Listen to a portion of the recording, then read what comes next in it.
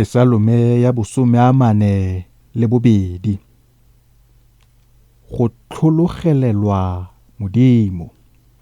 Sefela sa thuto sa borra Kora se se kwaletsweng mo Pedisi. Mowa wa me o lelela go wena Modimo, jaaka tholo e lelela metsi a melatswana. Mowa wa me o nyorelwa Modimo, Modimo o tshelang. Ke tla fitlha leng teng gore ke bonale fa pele ga sefatlhego sa Modimo.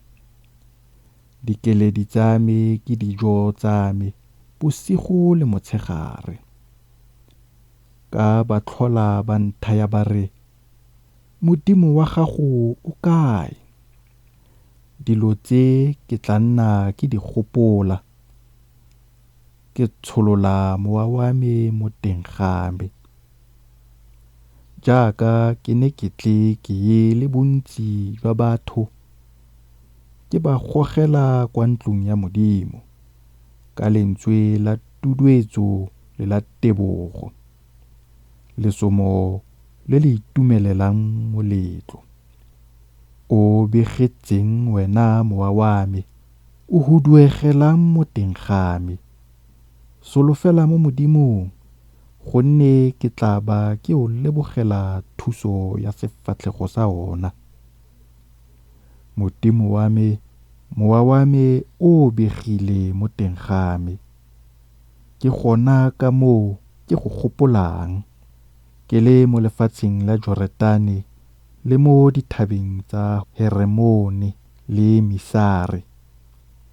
Morwalela o tlhaeleletsa morwaleleng ka kgwaso ya maphothophoto a gago. Makhubu otlhe a gago le maphothophoto a nkhurumeditse.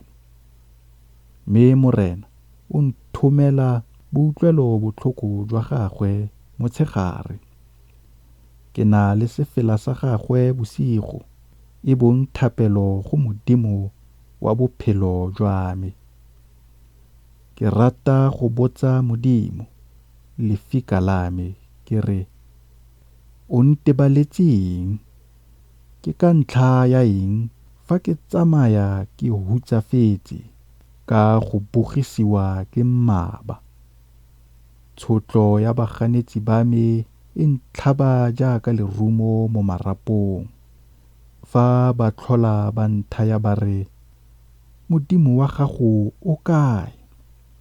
O begetseng wena mowa wa me, o huduegelang mo teng ga me.